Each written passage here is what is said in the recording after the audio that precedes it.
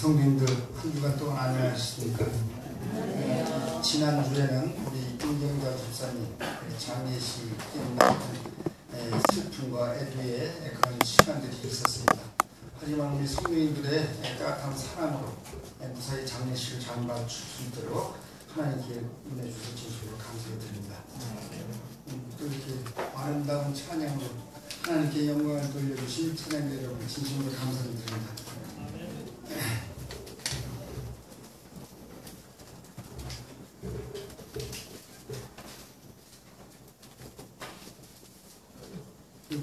훌륭하신 목사님이 계신데 저에게 이런 특권이 주어져서 너무나 영광스럽기도 하지만 한편 마음에 그 부담이 좀 있었습니다. 하지만 하나님께 순종하는 마음으로 성경 말씀을 읽고 말씀을 준비하는 가운데서 제가 더 큰 은혜를 받은 것 같아요. 그래서 제가 은혜를 받은 그 은혜를 여러분과 함께 나누고자 합니다. 먼저 성경 말씀 이사야 41장 8절로 10절 말씀입니다.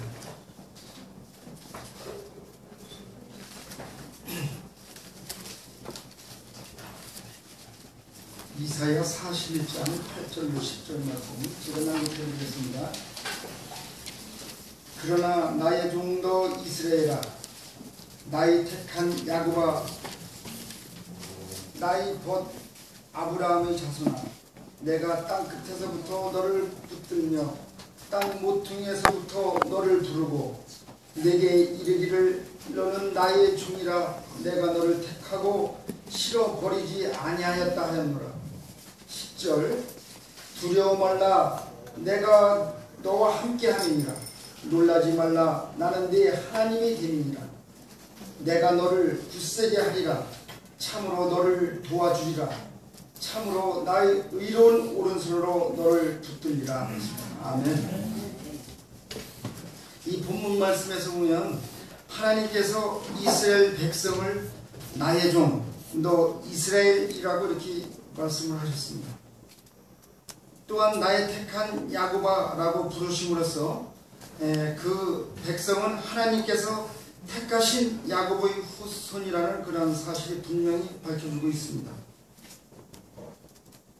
뿐만 아니라 하나님께서는 이스라엘 백성을 나의 벗 아브라함의 그 자손이라고 이렇게 하셨는데 이 말씀은 우리 인간에게 나타나신 그러한 친밀감의 그 절정을 이루는 표현이기도 하다 이렇게 말씀을 하고 있습니다. 이처럼 하나님께서는 그들에게 자신과의 관계를 명확히 세워줌으로써 그 당시 다른 민족보다 약세했던 이스라엘 백성들이 열방의 그 무력을 두려워하지 않도록 이렇게 위로를 하셨던 말입니다. 오늘날에는 한 780만 명 정도의 인구가 늘어났지만 그 당시에는 한 300만 명밖에 되지 않는 약소국인 이스라엘이 그 수억 명의 그 아랍 동맹국들과 이렇게 상대할 수 있는 것도 하나님께서 선택하신 백성들에게 내리시는 하나님의 도움이 손길이 있었기 때문인 것입니다. 하나님께서는 말씀을 통해서 내가 땅 끝에서부터 너를 붙들며 땅 모퉁이에서부터 너를 불렀다라고 이렇게 말씀을 하고 있습니다. 이 말씀은 하나님께서 아브라함을 택하실 때 가나안 땅에서 저 땅끝만큼이나 멀리 떨어져 있는 갈대아 우르 땅에서 이렇게 불러내신 것을 의미합니다. 창세기 11장 31절로 12장 전반부에도 말씀을 하셨습니다. 이처럼 하나님께서는 그 열국의 많은 사람들 중에 특별히 아브라함의 그 믿음의 조상을 택하셨기 때문에 그의 후손인 이스라엘 백성들도 버리지 않으셨던 것입니다. 따라서 이스라엘 백성이 바벨론에서 포로 생활할 때에 하나님께서는 그들을 외면치 않으셨을 뿐만 아니라 그들이 하나님을 배반했을 때도 결코 싫어서 버리지 않으시고 그들이 회개할 때까지 참고 기다리셨습니다. 이와 같이 우리 하나님의 선택은 어떤 일이 있어도 변치 않는 영원하신 하나님의 그 사랑을 다시 한번 깨닫는 저와 여러분이 되시길 간절히 바랍니다. 여기 10절 말씀에 보면은 두려워 말라 내가 너와 함께 하느니라 놀라지 말라 나는 네 하나님이 됨이니라 내가 너를 굳세게 하리라 참으로 너를 도와주리라 참으로 나의 의로운 오른손으로 너를 붙들리라 이렇게 약속을 하셨습니다. 하나님께서는 항상 이스라엘 백성들과 함께 계실 것이므로 또한 어떤 어려운 일을 당해도 결코 두려워하지 말라라고 이렇게 말씀을 하셨습니다. 또한 하나님께서는 언제든지 이스라엘의 하나님이심을 밝히시면서 혹시 당황스러운 일을 만나더라도 놀라지 말라라고 이렇게 본문에서는 말씀하고 있습니다. 뿐만 아니라 하나님께서는 그 백성들을 강하게 하시고 도와주시며 자신의 그 의로운 오른손으로 붙들어 주실 것이라고 이렇게 말씀을 하셨습니다. 이와 같이 하나님께서는 성도들이 그 어려움을 당할 때 또 좌절할 때 하나님께서 따뜻한 손으로 또한 부드러운 음성으로 우리를 위해 붙들어 주신다고 이렇게 약속을 하셨습니다. 우리는 어때요? 우리는 하나님의 자녀로서 무슨 일을 하더라도 두려워하거나 놀래거나 겁내 떠는 일이 있어서는 안 될 것입니다. 하나님께서 말씀하셨잖아요. 두려워하지 말라고. 또 놀라지 말라고. 우리를 어떻게 해주신다고? 우리를 굳세게 굳세게 하겠다라고 이렇게 말씀을 하셨습니다. 우리는 직장이나 사회에서 위축되거나 주눅드는 일이 있어서는 안 될 것입니다. 그리고 나 자신이 작아지는 그런 일은 절대로 있어서 안 될 것입니다. 자신감을 가지고 당황하지 말고 모든 일을 능히 대처할 수 있는 능력을 가지신 하나님께서 우리 앞에서 인도하여 주신다는 사실을 기억하시고 모든 일을 처리하는 데 있어서 당당하게 일을 추진해 나갈 수 있도록 노력하시는 여러분과 제가 되시길 간절히 바랍니다.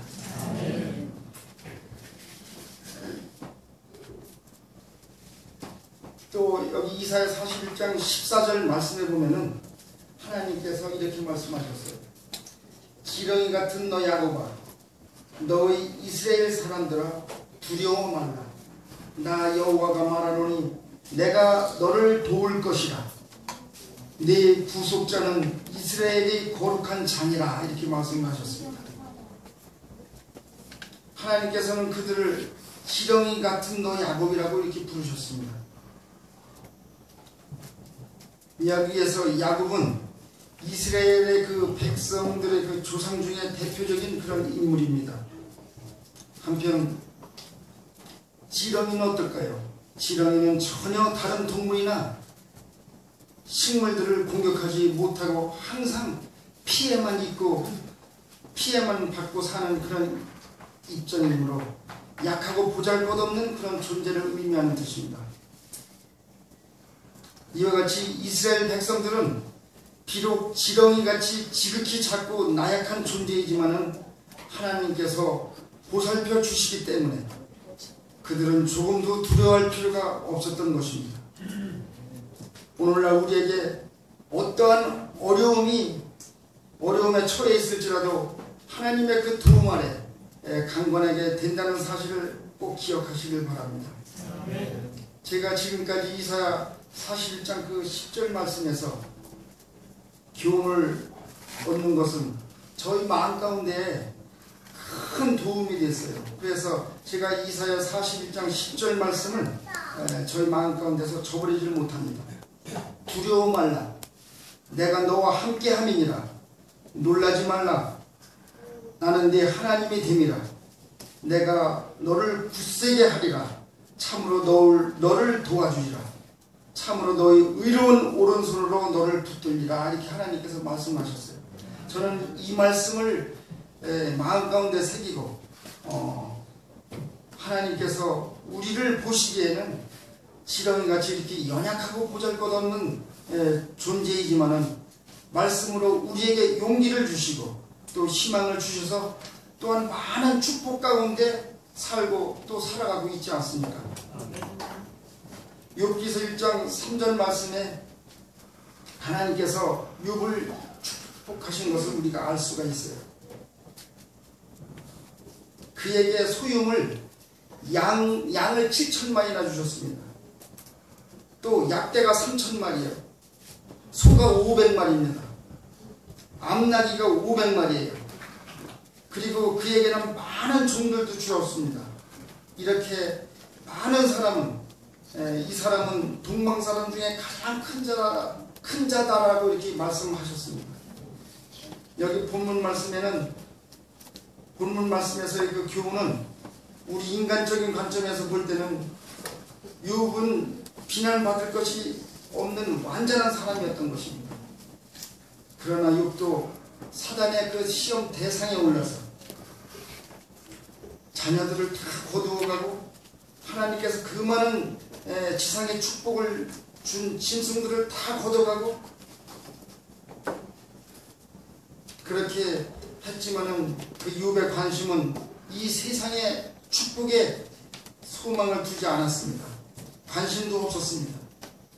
그는 오로지 전적으로 예수 그리스도를 믿고 있었기 때문에 그는 이 지상에서의 어떠한 그 축복에 관심을 전혀 갖지 않은 것을 우리가 다시 한번 깨닫게 됩니다.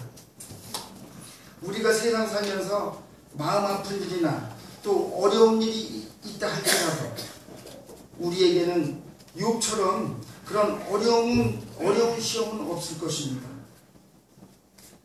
우리 모두는 하나님 은혜에 진심으로 감사하는 삶을 살아야 할 것입니다.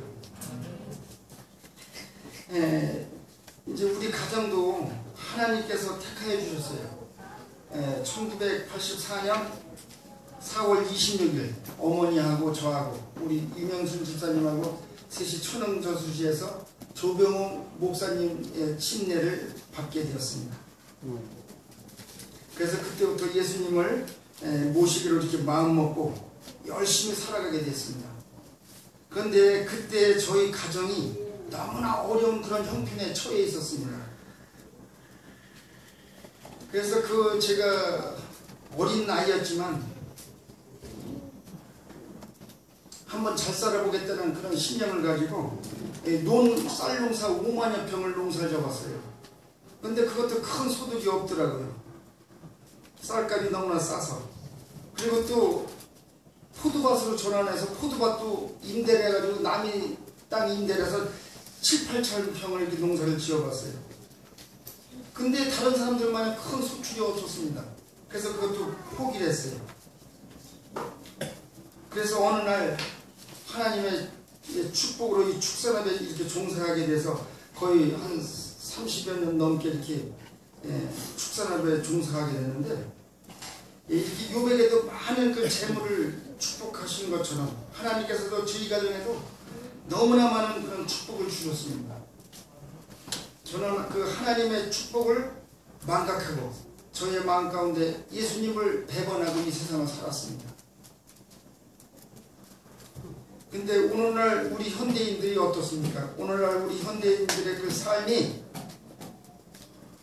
가장 좋아하는 것들이 뭐예요? 돈이나 명예나 어떤 자녀나 또 쾌락이라든가 이런 숭배를 하고 섬기는 우상들이 너무나 많지 않습니까? 이처럼 많은 우상들이 우리 주위에 너무나 많이 산재해 있기 때문에 있어서 욥은 순전하고 정직하여 하나님을 경외하며 악에서 떠나려고 하였는데 저의 마음은 죄 많은 그런 연약한 인간으로서 이 세상에서 하나님 보시기에 완전히 불완전한 그런 존재였던 것입니다. 그런데도 지금까지 하나님께서 우리 가정을 붙들어 주시고 인도하여 주셔서 오늘 우리 가정이 이렇게 뿌듯하게 설 수 있는 것은 하나님 은혜에 정말 감사치 않을 수가 없습니다. 제가 99년도에 갑작스럽게 저 양령리에 그 땅을 사게 됐어요. 땅을 사게 되고 그 축사를 신축할 목적으로 줬는데 땅을 샀는데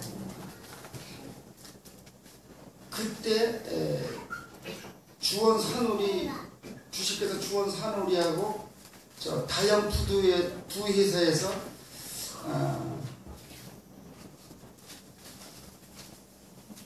위탁 경영을 할 농장을 찾고 있었는데 성남에서 한 분, 풍세에서 세 분, 네 분, 저하고 5명이 같이 이렇게 일을 하게 됐어요. 그래가지고 땅을 메꿔놓고 그걸 우리 저희 이명순 집사 앞으로다 땅을 샀기 때문에 그냥 건물도 그냥 이명순 집사 앞으로 줘야 되겠다 이런 마음에 별 신경을 안 썼습니다. 허가 맞는데 허가는 다 나는 땅이기 때문에. 그래가지고 허가서를 넣고 저는 다영푸드 대표하고 주원 산우리 대표도 하고 5명이 일을 하고 있는데 이 4명은 다 오케이 해가지고 다 사인을 했어요. 그래가지고 자기 자본 3억 회사 무이자 자금 7억 이렇게 해가지고서 다 짓기로 약속이 됐는데 저는 마음 가운데 이상한 생각이 자꾸 들고 천안시청에서 자꾸 허가가 반려가 됩니다. 이상하다. 이거 왜 안 될까? 안 될까? 하고 그러는 과정에 그게 허가 반려가 되는 바람에 그냥 또 다시 서류 보완이 나왔는데 제가 그거를 하질 않았어요. 그래서 그냥 제가 허가 자체를 득하지 않았습니다. 그리고 그 접수된 서류를 다시 받아다가 놓고 그 사람들은 왜 추진을 안 하느냐고 저한테 자꾸 쫓아와가지고 자꾸 만나자고 그러고 밥 먹자고 그러고 해서 천안을 자꾸 다니는데 이 행정에서 자꾸 그게 안 돼요. 그래가지고 다시 이제 토목설계랑 의뢰를 해가지고 한우사를 8동을 80m짜리 8동을 짓기로 이렇게 약속을 해가지고 다시 설계를 의뢰했습니다. 그래서 나서 그게 또 들어갔는데 민원이 걸렸어요. 이제 마을에서 민원이 걸려가지고 또 지체가 되더라고. 또 저기가 허가가 안 나요. 자꾸 반려가 돼요. 그래서 결국에는 안 되겠다 싶어가지고 그러고 있는 가운데에 어느 분이 찾아와가지고 이참에 차기수를 시작하는 게 어떻겠느냐. 근데 그 사람 말을 신뢰할 수 있는 그런 사람이 아니기 때문에 제가 별로 그냥 관심이 없었는데 시간도 남고 그러길래 가보자고 그래서 갔어요. 가가지고 저 천국을 갔더니 그 평택죽집 조합원이더라고요. 그래서 평택죽집 지도부로다 전화를 해서 나 천안사는 김종만이라는 사람인데 평택죽집이 서영광이라는 사람 그 목장이 어떤 목장이냐 그랬더니 평택죽집 1등 목장이라는 거예요. 산이라는 거 가장 많이 나고. 근데 그 신랑이 갑자기 뇌졸중으로 쓰러지셔서 단대병원에 와가지고 40일 동안 깨나질 않았어요. 그러니까 그 사모님이 일꾼 외국 애들 두고 일을 하는데 너무 힘드니까 38일 만에 그걸 파는 거예요. 소를 다. 그래가지고 다른 장사꾼이 사는 걸 제가 또 맡았습니다.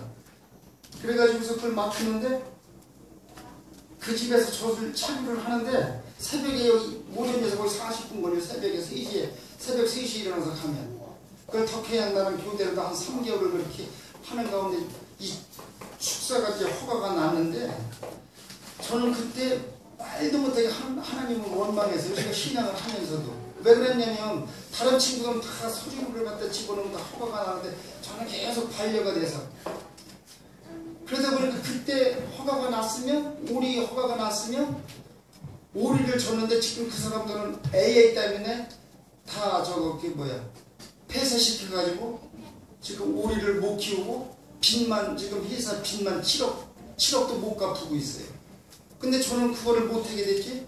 또 한우사를 지려고 했는데 그것도 못하게 돼서 또 그만뒀지. 동네 사람들이 민원이 걸려서 그 사람들하고 싸우느라고 허가는 둘째치고 그렇게 하다 보니까 하나님 우리 엄마 왜 이렇게 이거 힘들게 하느냐, 우리 가정을 이렇게 힘들게 하느냐, 막 마음 가운데 이상한 생각이 들더라고요. 그 사단이 그렇게 마음을 흔들어 제키는데 안식일날 교회 오고 싶은 마음도 없어서 이게 내 일처리가 안 되니까.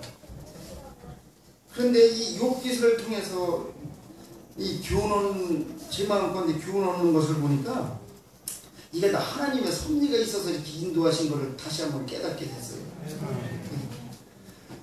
그 주원에서 주고 다양에서 주는 무이자 자금 7억보다 더 많은 축복을 저한테 주셨어요. 하나님께서 더 큰 10억이라는 돈을 제가 무이자 자금을 갖고 오게 됐습니다. 그래가지고 차교수를 시작해가지고 그때 차교수를 시작할 때 저희 가정에서 10년 계획을 세웠어요. 10년 계획을 세우고 우리 가족회의를 해서 10년 계획을 세워서 열심히 한번 하자 이렇게 해가지고서 오늘날까지 왔는데 5년 만에 그게 다 6월 7일 다 해결이 됐습니다. 그래서 진짜 너무나 하나님께 감사를 드리고요. 또 그 가운데서도 저희 가정에 무사에 불이 나서 한 1억 2천만 원 재산 피해를 봤어요. 또 그 다음에 소 우결액이 와가지고 차규수 사는 거를 60마리를 살처분했어요. 60마리가 살처분이 되니까 우유가 하루에 1톤 500이 줄어듭니다. 그거를 따져보니까 우유값만 월 4,500만 원이에요. 그러다 보니까 또 회사에서 우유 코트를 줄이래요. 우유가 남는다고. 그래서 코트를 줄어들고 코트를 줄이고 하다 보니까 점점 자꾸 어려움이 닥치게 되더라고요. 어려움이 닥치게 돼서 진짜 이거 신앙을 하는 가정에서 이게 믿지 않는 이방인들한테 본이 돼야 되는데 자꾸 너무 어려움이 있으니까 이거 감당하지 못할 수 있는 그런 어려움이 저에게 닥치더라고요. 저희 가정. 그래서 우리 덕현이가 말하는 게 있어요. 아빠 15년 뭐만 심으면 돼요. 뭐만 심으면 돼요. 그러다 보니까 지난 6월 7일날 그 무이자 자금 10억이 다 해결됐습니다. 그래서 참 하나님께 너무나 감사드리고 이렇게 우리가 큰 계획을 세워서 열심히 온 가족이 일을 하다 보니까 진짜 하나님께서 너무나 많은 축복을 해주시더라고요. 그래서 저희 가정이 진짜 하나님 안에서 이렇게 자꾸 한 단계 한 단계 성장하는 그 모습이 진짜 우리가 하나님을 전적으로 의지하고 하나님 말씀대로 순종하고 기도하는 그런 삶을 살아가면서 우리가 열심히 노력할 때는 하나님께서 이렇게 많은 축복을 주신다는 사실을 다시 한번 깨닫게 되었어요. 그래서 지난해에는 저희가 이제 앞으로의 어떤 세금이라든가 이런 모든 문제들이 염려가 돼서 2014년도에 3월 25일 날 농업회사법인을 설립했습니다. 가족끼리. 그래서 이제 당당하게 이제 법원에 등재가 천안시에 등재가 돼 있고 법원에도 등재가 돼 있어서 앞으로 하나님께서 진짜 우리 가정을 그 인도하시는 것을 볼 때 너무나 큰 축복을 주셔서 진짜 감당치 못할 그런 축복을 주시고 있는 것 같아요. 제가 이런 말씀을 드리는 게 왜 그러냐면 제가 엊그저께 느닷없이 모임이 있어서 가는데 9시 때 40분인가 밤에 한국인 집사님네 두뇌를 만났어요. 그 밤에 부상의 장모님 가정의 도움을 받아서 한 1000여 평 블루베리를 심었어요. 지금 저 가정이. 근데 지금은 자금을 자꾸 투자가 되고 어려움이 있지만은 앞으로 3년 뒤에라든가 5년 뒤에는 그런 어려움을 다 해소하고 진짜 그 블루베리 밭에서 그렇게 두뇌 이거 밤 10시에도 잘 시간에 잠을 안 자고 어쩌니 그 물대로 왔다는 거예요. 그래서 집에까지 양양리까지 가면서 지금 차 속에서 저희 집사람하고 많은 얘기를 했는데 저렇게 열심히 사는 모습들이 얼마나 아름다운가. 밤에 잠 안 자고 블루베리 밭에 물대로 나오고 또 낮에 더운데도 불구하고 가서 그 블루베리 밭에 가서 풀 뿌려주는 모습도 제가 여러 번 봤습니다. 이렇게 우리 성도님들은 무한한 능력들을 다 가지고 계셔요. 그리고 우리가 하나님의 자녀잖아요. 그러니까 능치 못할 일 없으신 하나님께서 다 도와주신다니까. 근데 자신감이 없고 자신이 없어서 엄두를 못 내서 못해요. 여기 말씀하셨잖아요. 이사야 41장 10절 말씀처럼 두려워하지 말라 그래서 하나님께서 내가 너와 함께 하신다고 그랬고, 놀라지 말라, 뭐든지 너와 함께 하고 내 하나님이 됩니다라고 이렇게 말씀하셨어요. 우리가 지금 교회 다니잖아. 예수님 믿잖아요. 그러니까 그 하나님이 된다고 하는데, 우리 아버지가 하나님이 다 도와주신다는데, 진짜 하나님께서 주시고자 하는 축복을 우리가 마음껏 받아 감당할 수 있는 그런 큰 그릇을 가지고 있어야 돼요. 우리 마음 가운데. 근데 우리가 하나님께서 주시고자 하는 축복은 무궁무진한데 우리가 받다 감당하지는 못해요. 그렇기 때문에 우리 가정에 자꾸 어려움들이 닥치는 거예요. 여기 욥을 통해서 우리가 많은 교훈을 얻는데, 욥이 이런 말씀을 하셨잖아요. 내가 모태에서 벌거벗고 나왔은즉 벌거벗고 돌아가리라. 주신 자도 여호와시요 취하신 자도 여호와시니 여호와의 이름이 찬양을 받으실지니라 그랬습니다.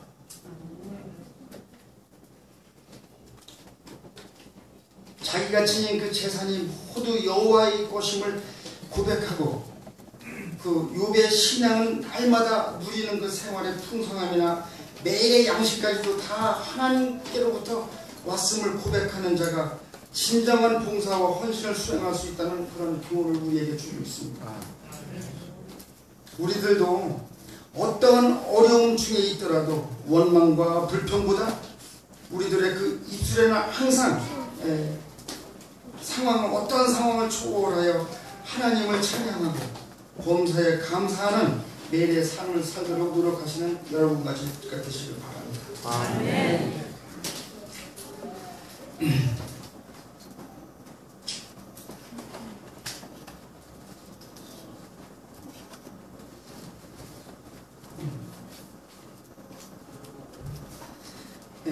우리 사람들은 어떠한 그런 재난을 당할 때 원인 규명을 하려고 이렇게 노력하지는 않고, 남을 원망하거나 재난의 원인을 알고 없애려는 그런 지혜보다는 지나친 육적인 욕심 때문에 원망하고 하나님의 경륜을 무시하고 인간적인 욕심으로 일을 할 때 원망하게 된다고 했습니다. 우리는 영혼을 좀먹는 원망을 버리고 감사의 조건을 찾으며 날마다 경건히 생활을 게을리하지 않을 때 어떠한 어려움이 닥쳐도 의연히 대처할 수 있는 것이다, 이렇게 우리에게 교훈을 주고 있습니다. 이런 말씀처럼 진짜 우리는 든든한 하나님의 버팀목이 있습니다.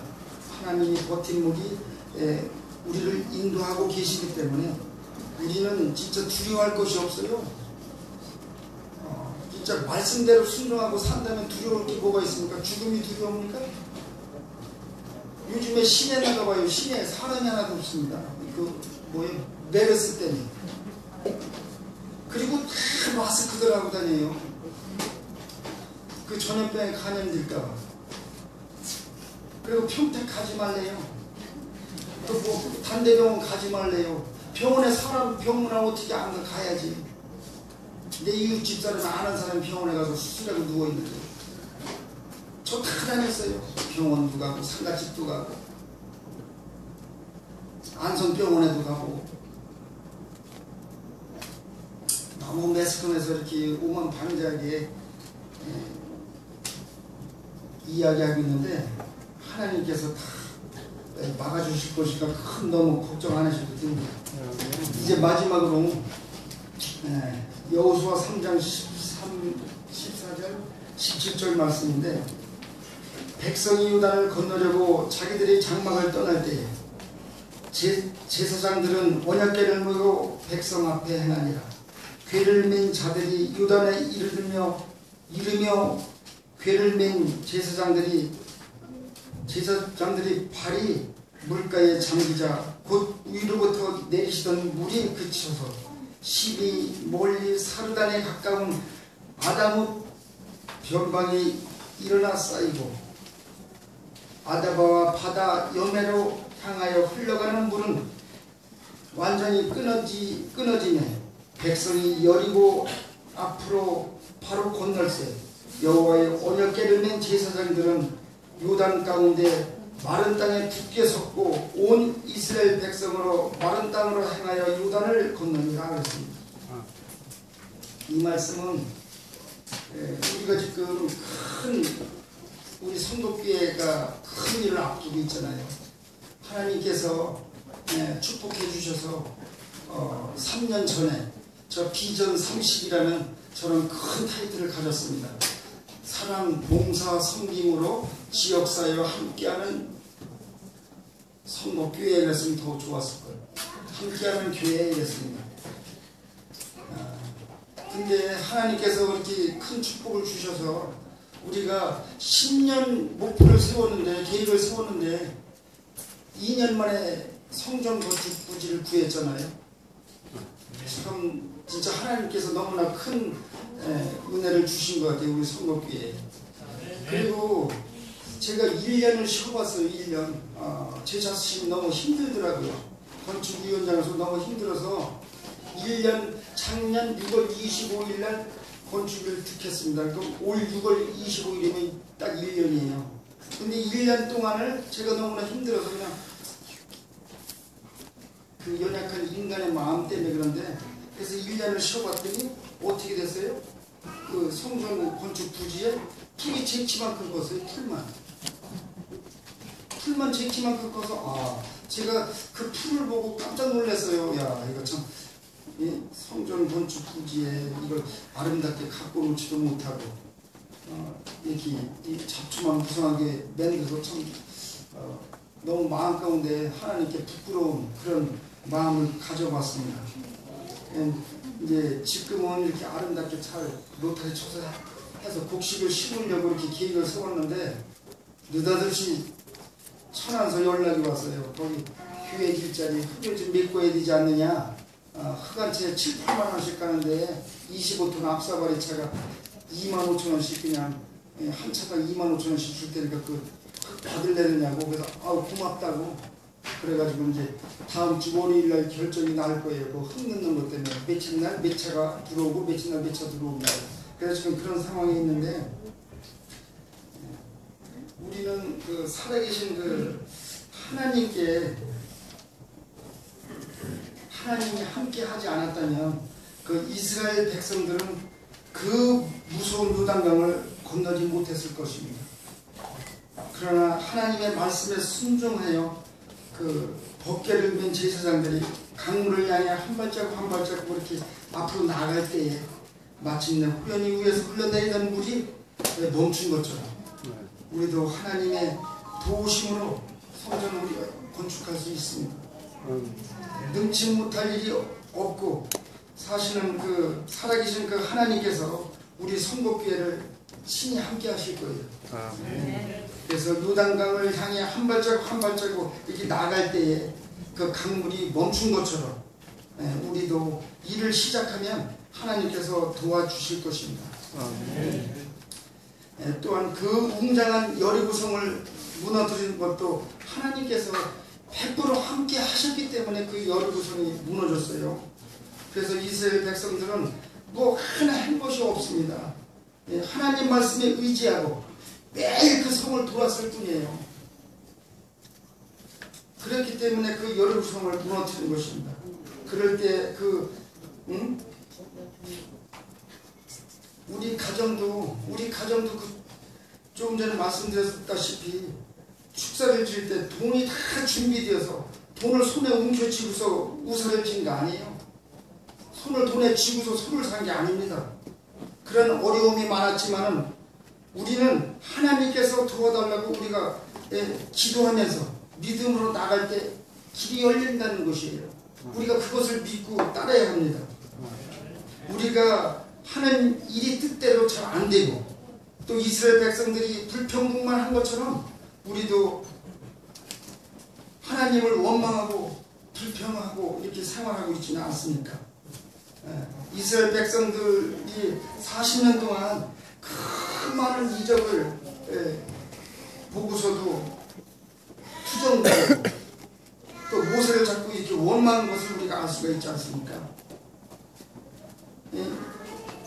어찌하여 우리를 이 광야로 인도해서 우리 자녀와 심성으로 죽게 하고 또 너희가 어찌하여 우리를 애굽에서 나오게 하여 이 악한 곳으로 인도하였느냐. 이곳에는 파종할 것도 없고 무화과도 없고 포도도 없고 석류도 없고 마실 물조차 없다라고 이렇게 불평불만을 하고 있습니다.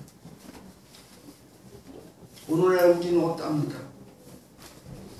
우리가 기적적으로 하루하루 살고 있는 것 같지 않습니까? 마지막 시대에 사는 저희들도 기도 없이는 한시도 안전하게 살 수가 없습니다. 얼마나 이렇게 재난이 많은 이 시대에 살고 있습니까?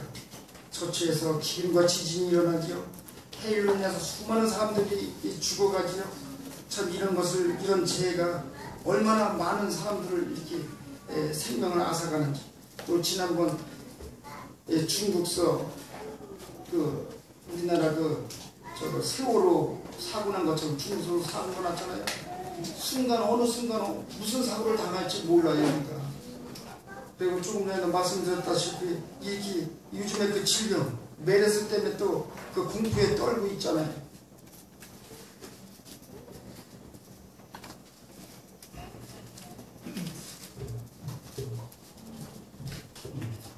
이사야 43장 2절 말씀에는 이런 말씀이 있어요. 네가 물 가운데로 지날 때에 내가 함께할 것이라. 강을 건널 때에 물이 너를 침몰치 못할 것이며 네가 불 가운데로 행할 때에 타지도 아니할 것이요 불이 너를 사르지도 못할 것이라 그랬습니다.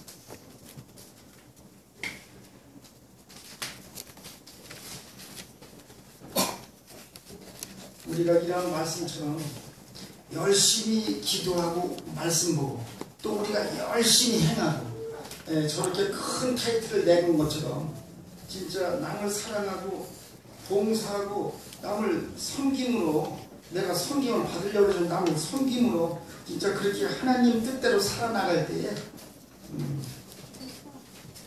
두렵고 겁날 것이 없습니다.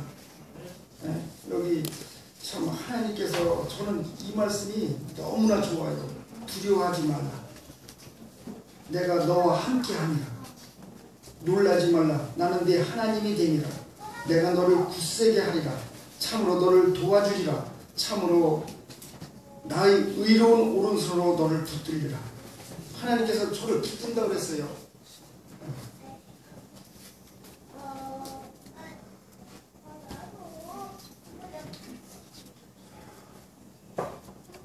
그러니까 지금까지 우리가 이 말씀 가운데 은혜 받는 것은 우리가 하나님의 그 전신갑주를 입을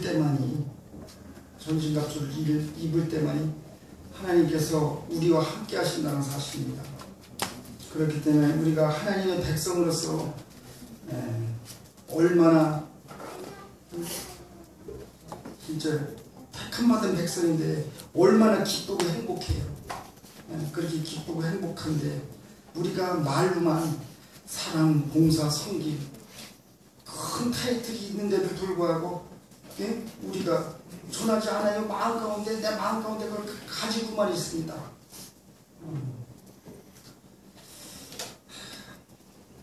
우리가 저런 문구만 봐도 힘이 나지 않아요? 교회 예배당에 오면 저런 문구만 봐도 저는 되게 마음이 막 설레고 좋은데 진짜 시간이 농장에 일이 많아서 시간이 좀 부족해가지고 그게 너무 안타까워요. 그래서 자꾸 좀 시간을 할애해 보려고 일하는 사람들을 어떻게 좀 직원들이 4명이 있는데 차교 4시에 일어나서 차교 끝나고 나면 저희가 이제 동포에 같이 가거든요. 저 덕혜년마랑 이렇게 4시에 같이 가는데 그렇게 가서 거기 가서 일을 하고 집에 오고 그러면 이제 한 8시 반 9시 이렇게 돼요. 근데 이번에도 또 그거 하나 좀 자랑해야 되겠네. 지금까지 서울 해오면서 사료값이 너무 비싸서 사료 한 포대에 소 한 마리 키우는데 270, 80만 원이 들어가요. 소값은 싼데 소값은 7, 80만 원 가는데, 그래서 다 사료값 때문에 소 팔아올고 나면 다 사료값에 사람들이 빚이 돼가지고 그 사료값을 감당을 못했어요. 근데 소를 키우는데 하루 이틀에 키우는 게 아니잖아요. 소 한 마리를 키워내는데 보통 18개월에서 22개월 걸려요. 소 한 마리를 키우는데 2년 걸립니다. 근데 2년 동안에 280만 원을 투자해가지고 소값 7, 80만 원 플러스 300 얼마에 360만 원인가 그러는데 그게 한 500만 원 또 450 나와야 되는데 그게 350 나오면 빚만 지잖아요. 근데 저 일축에 윤 사장님이라는 사람이 3년 전부터 이 화식기계를 놨어요. 그래서 제가 몇 년 전에, 한 5년 전에 전국에 있는 화식영농조합법이나 어디가 대한민국 안 쫓아다니는 데가 없었어요. 근데 제가 감히 감당할 수 있는 자금 여력이 안 돼서 그걸 하질 못했어요. 근데 이번에 그 집을 또 방문을 했더니, 작년부터 방문을 한 5번인가 6번 했더니 이거 무조건 해야 된다는 거예요. 자기가 다 실험한 결과가 나왔는데 200마리는 소를 다 팔았다 이거예요. 실험 대상으로 팔았다. 근데 요번에 파는 것들은 등급 나오고 해서 평균 530, 40만 원씩 팔았다 이거예요. 사료값은 150만 원밖에 안 들어가, 두당. 그러니까 사료 먹이는 농장보다 130만 원이 더 남는 거예요, 돈이. 그래가지고 이걸 해야 될까 말아야 될까 기회에 서서 망설이다가 그 기계가 한두 푼 해야지 7,500만 원이에요. 근데 전기가 50kg 먹어, 그 기계가 먹는 전기가. 근데 거기 전기가 10kg 빼게 한대요. 그래서 750만 원 들여서 50kg 증설을 했어요. 그러다 보니까 8천만 원이 훨씬 더 들어서 돈이. 그래서 그걸 놓고 났더니 소가족이 지금 큰 게 100마리하고 적은 소들하고 해서 한 170, 80마리가 있는데 하루에 평균 60에서 70만 원 들어가는 사료값이 그 기계 놓고 나니까 22만 원에서 23만 원이면 하루가 다 해결돼요. 근데 그 기계를 살 때 말도 못하게 망설였어요. 말도 못하게 망설이고 두려워하고 이 돈하고 연관이 됐기 때문에. 그래서 그렇게 걱정을 하고서 했는데 여기 이 성경 말씀처럼 진짜 겁낼 것이 하나도 없더라고. 해보니까 저 전라도 광주에서 신 사장님이 딱 올라왔어요. 그 사장님이 올라오셔서 제가 사장 얘기를 다 했더니 좋다, 기계 주겠다, 대신에 홍보 좀 해줘라. 그래가지고 약속을 해서 그 기계를 놓고 갔는데 누가 그 7,500만 원짜리를 그냥 주다시피 하니까 우리 동장에다 갖다 다 설치해줬는데 밥도 한 그릇 안 사줬는데. 그래서 그 기계를 놓고 그분이 몸달아서 저한테 전화가 와요. 기계 잘 돼요, 뭐예요, 우린 좋아질 거는. 그래가지고 참 진짜 그런 것을 볼 때 하나님께서 우리가 무언가를 계획 세우고 진짜 하나님께 기도하고 간거로 말씀대로 열심히 한번 해야 되겠다는 그 신념만 있으면 진짜 하나님께서 다 도와주셔요. 겁내 떨고 두려웠고 무서워서 우리가 이 이스라엘 백성들이 그 요단강을 한 발 한 발 내딛는 것처럼 우리가 밀고 나가면 되는데 그걸 못해서 우리가 못하는 거예요. 그래서 우리 선거교회가 1년 동안 지금 쉬어서 아직까지 아무런 소리가 없는데 이제 곧 바로 저 건축위원회 일을 통해서 우리가 2차 건축원금을 하고 그렇게 해서 착공계를 내서 우리 아름다운 성전 건축에 다시 한번 우리 전 교인이 한 마음으로 뜻을 모아서 그 건축을 하는데 함께 힘을 모으도록 그렇게 하겠습니다. 이런 일들을 통해서 제가 말씀드리는 이런 일들을 통해서 우리가 마음 가운데 진짜 여러분들도 다 말씀대로 살려고 하고 기도하고 열심히 하고 하나님 뜻대로 이렇게 살지만 진짜 모든 일에 있어서 사업에 있어서는 진짜 두려워 떨 필요가 없어요. 과감한 행동을 보이셔서 진짜 우리가 우리 교인들 이번에 저 컨벤션 센터 홍명관 목사님 그 전두회 때도 가서 봤는데 다들 위축들이 돼 있어요. 사람들이 너무나 위축이 돼 있고 자신감이 없어. 막 자신감이 없고 어디 가면 이 믿지 않는 이방인들하고 있으면 우리 교인들은 한쪽 편에서 그렇게 말도 안 하고 그런 모습들이 너무 저는 안타까워요. 진짜 과감하게 그 사람들 확 휘어잡아서 리드할 수 있는 그런 힘을 기르셔야 됩니다. 우리가. 그래서 밖에 나가서 전도할 때도 옛날에 제가 그랬어요. 옛날에 이거 안식일 교회 소리를 못했어요. 창피해서. 너 그런 교회가 어딨냐? 친구들 안식일 교회가 뭐요? 그리고 딴 데 다 일요일 나가는데 왜 니네만 토요일 나가? 아니 할 말 없어요. 창피해서 뭐 신앙생활 어디 뭐 문구 쓰는 거 있으면 여기다가 안식일 교회라고 지치가 안식일 예수주의 교회라고 떳떳하겠어요. 잘못됐어요. 그냥 기독교 이렇게 하고 말았어요. 근데 지금은 자신 있습니다. 어느 누가 어떤 사람이 보아도 떳떳하게 이 지치가 안식일 예수주의인데 선곡교회다니까. 그리고 토요일 교회잖아. 그 이단 아니야? 할 말이 없잖아요. 제가 너 그렇게 알겠냐? 좀 자주 좀 놀러 와냐? 한번 교회 좀 데릴 것 같아. 그러니까 이제 나이가 있기 때문에 지금들은 그런 게 젊은 사람들이나 뭐 창피해도 뭐하지 지금은 그런 거 조금의 구애를 안 받고 떳떳하게 당당하게 얘기할 수가 있어서 너무 행복하고 하나님께 감사합니다. 그래서 하나님께서 우리에게 주시고자 하는 축복을 마음껏 받아 감당하려면 첫째, 겁내지 말라. 무서워 떨지 말라. 자신감을 가지고 그 목표를 위해서